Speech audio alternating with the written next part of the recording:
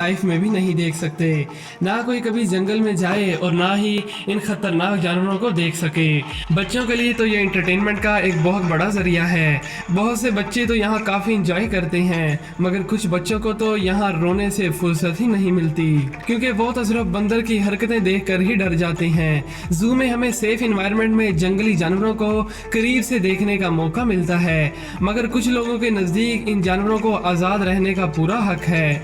मगर आप तो जानते ही हैं कि शिकारी जंगली जानवरों को जिंदा नहीं छोड़ते, लेकिन इन्हीं जू की वजह से कम उनकी स्पीशीज जिंदा रहती है और उन्हें खाना भी मिलता रहता है और उनकी सेहत का भी ख्याल रखा जाता है। मगर आज हम आपको कुछ ऐसे जानवरों से मिलवाएंगे कि जिन्होंने जू से भागने की कोशिश की और इस काम में कामयाब भी हो गए।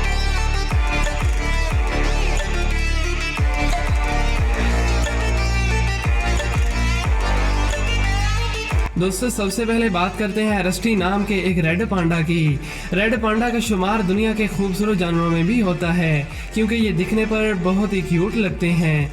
लेकिन क्या आप सोच सकते हैं कि ये छोटा सा क्यूट पांडा केज से भाग जाएगा? लेकिन ऐसा हो चुका है। 2013 में कैलिफोर्निया के नेशनल जू में रहने वाला ये रस्टी नामी रेड पांडा अपने केज से किसी न किसी तरह भाग गया था। लेकिन आप तो जानते ही हैं कि शहर में इस रेड पांडा की क्या हालत हुई होगी। जू वालों ने ट्विटर पर एक हैशटैग चला दिया और ट्वीट किया कि हम एक रस्टी नामी रेड पांडा को ढूंढ रहे हैं, जो कि कल शाम 6 बजे से गायब है। फिर इस खबर को न्यूज़ चैनल वालों ने भी चलाया और फिर इसलिए हर किसी को इस रेड पांडा के बारे में पता चल गया और जल्दी इसे पास में ही मौजूद रेजिडेंशियल एरिया से ढूंढ लिया गया, जहां ये मज़े से घूम रहा था। पता चलने पर जू की टीम आई और पकड़कर जू में वापस ले गई ताकि वो वहां महफूज रहे।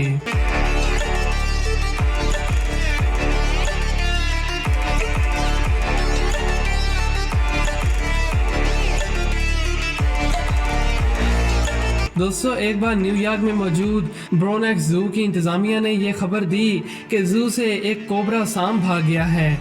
फिर क्या था, जैसे ये खबर फैली तो आसपास के लोगों में डर का माहौल बन गया, क्योंकि कोबरा का शुमार तो दुनिया के खतरनाक सांपों में होता है। फिर किसी ने ट्विटर पर एक अकाउंट भी कोबरा के नाम से बना दिया और ट्वीट भी कर डाला कि मैं एक अफ्रीकन कोबरा हूँ और मैं ब्रोनेक्स जू से भाग गया हूँ और बाहर आज़ाद घूम रहा हूँ। ये तो लोगों के लिए काफ़ी फ़नी था, मगर देखते ही देखते इसके फॉलोअर्स की तादाद 2 लाख से भी बढ़ गई और वो सांप एक सेलिब्रिटी बन गया। लेकिन फिर 6 दिन बाद ये सांप जू के पास से ही मिल गया और इसे पकड़कर जू में वापस ले जाया गया, जहां के इसे होना चाहिए था। इसके बाद फिर एक रेप्टाइल एक्सपर्ट ने ये रिपोर्ट जारी की कि जितना हम इन सांपों से डरते हैं उतना ही ये सांप भी हमसे डरते हैं और एक सांप को बेवजह फाइट करने या भाग जाने के ऑप्शंस मिले तो वो वहां से भाग जाएगा। दोस्तों, आपके हिसाब Congrats on the promotion.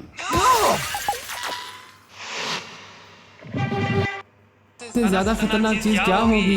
Road पर चलता हुआ खतरनाक सांप या फिर रोड पर चलते हुए बड़े जंगली जानवर? कमेंट करके जरूर बताइएगा, क्योंकि मेरे हिसाब से सांप खतरनाक होगा, क्योंकि बड़े जानवर तो दूर से ही हमें नजर आ जाएंगे, लेकिन एक सांप को हम दूर से नहीं देख सकते।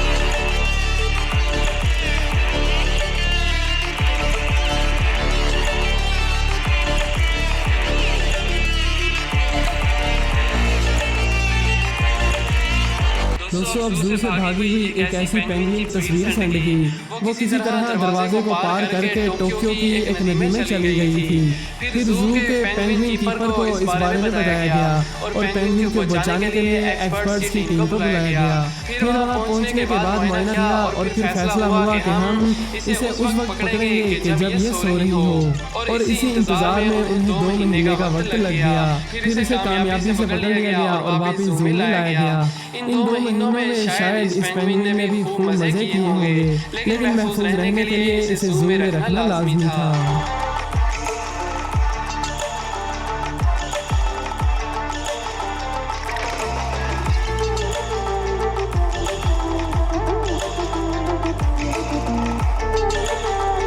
दोस्तों, वैसे हमारी आज की लिस्ट में सबसे मजेदार कहानी और सबसे बड़ा जानवर जो कि जू से भागा था वो है ये ओरंगटन, जो कि एक बार नहीं बल्कि कई बार जू से भागा था।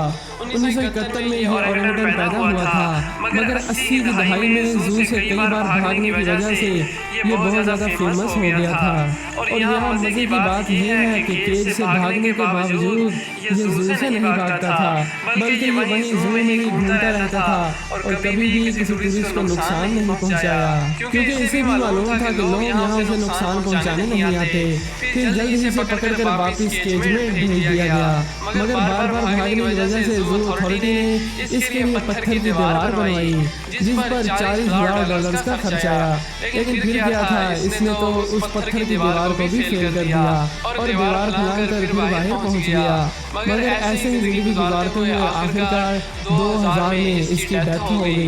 यकीनन जू वाले इस ओरंगटन को बहुत मिस करते होंगे।